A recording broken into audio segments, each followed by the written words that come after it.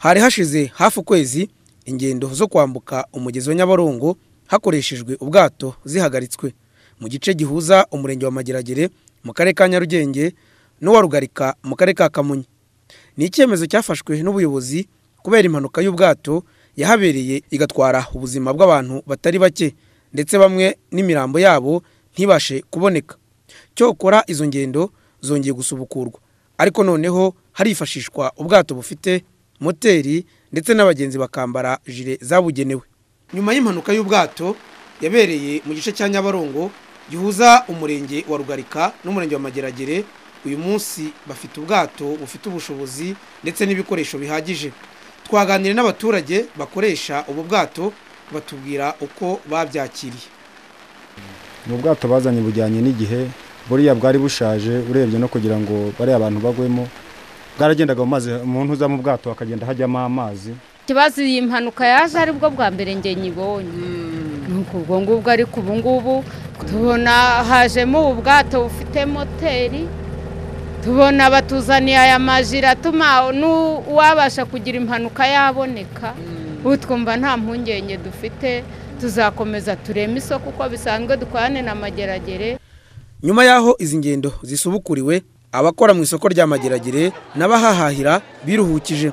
Ihagarikwa ry'izo ngendo ryari ryarabaye nk'irihungabanya isoko kuko ryaremwaga cyane n'abaturage bavuye Rugarika bazanye cyane umusaruro w'imyumbati. Nk'igiciro cy'imyumbati cyari cyarazamutse. Igihe byarazamutse kuko batayizanye nyine yabaye mike.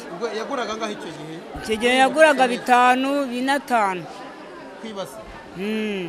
Uyu munsi wa none saho ubwato. Uyu munsi wa none aho ubwato baburekuriye nyine aho mubonekeye. Ibasi yaguze 2,5, 2,2, 2,5 gutyo. Ubu ngubu kuva izo mpanuka zatangira kuba, mbese twarahagaze kubera imibereho ntaho twanyuraga, kubera yuko twahahiranaga, twabazaniraga ibiryo bakaduha amafaranga. Abarema iri soko ku rundi ruhande bavuga ko igiciro cyo kwambuka kiyongereye kiva ku mafaranga 100 kigera ku mafaranga 200 ku muntu umwe, kandi ufite umuzigo nawo akawishyurira 100. Uko impamvu tubangamiye twajyaga tunambuka tugahora tubusubiye tumaje kugurisha agatwaro twazanye, none turaza umutwaro bati nimusige mwishyuye, na ubwo ni 100 umutwaro ubuzanye n'umuntu ku giti cye ngo ni 200, ugasanga amafaranga twazana mu isoko tugasanga nta mafaranga turimo gukora, tugasanga turimo turahomba. Ushinzwe imisoro we avuga ko iki kibazo bakibonye, ariko hakazabaho kuganira n'inzego zibishinzwe bakareba uko cyavugutirwa umuti. Umusare we asanga igiciro bashyizeho cy'amafaranga 200 kijyanye n'ibyo ubwato bukenera. Urabona n'ubwato bwa moteri wabukeneye kunywa, kandi na nyirabwo agakenera amafaranga, n'ababa babukoresha nawe urumva yuko bakeneye kuba babasha kuba hari ikintu babona.